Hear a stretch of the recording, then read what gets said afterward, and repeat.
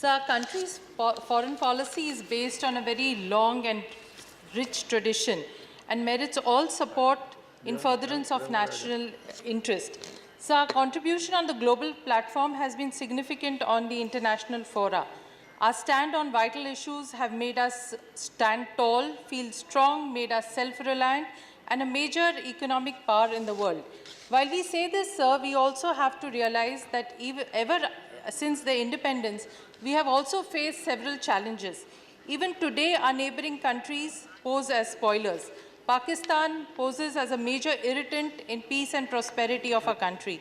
Further, cross-border dispute with China, even after the bitter war of 1962, still continues. Our Honorable Prime Minister started on a very positive note by inviting all the leaders of our immediate neighborhood.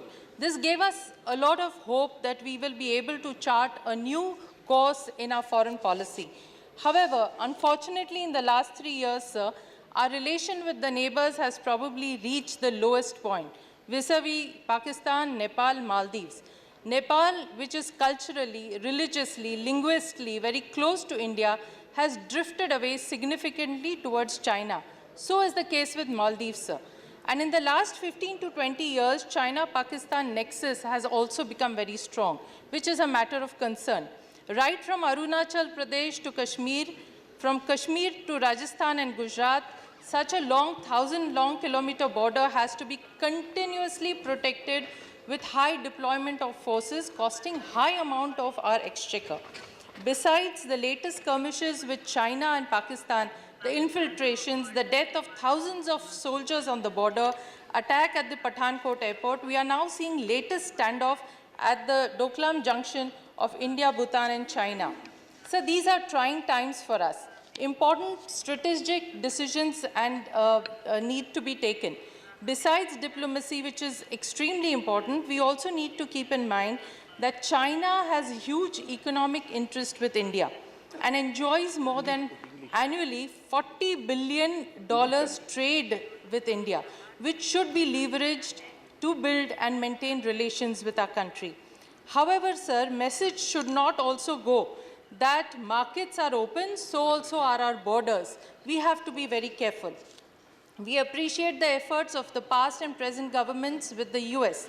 We have huge strategic, economic and defense interests with the US.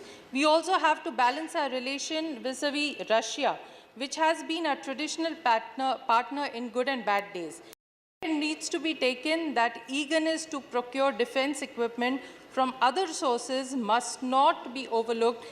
Overlook the fact that even today, Russian hardware is the backbone of our defense preparedness. Last but not the least, sir, the aspect of global economic slowdown has to be addressed with great concern. The fall of oil prices and resultant impact on the Gulf economies are affecting huge employment opportunities to our citizens. Almost $70 billion of remittance by our NRIs will have huge impact, and for which we should take adequate measures and plan for all contingencies. After the defiance of the US President to support the Paris Agreement on climate change, here too India needs to play a pivotal role. India has always played a pivotal role on the global fora. We need to continue to do so. Here, sir, in the Parliament, in the House, as different political parties with different ideologies, we may differ on issues, thus contributing to make us a very strong democracy. But once on the global platform, our voice in the past has been, and I hope in future should be, the voice of India. Unfortunately, sir, on foreign trips, we tend to deride what happened during the UPA regime, and as if our country is moving forward only now.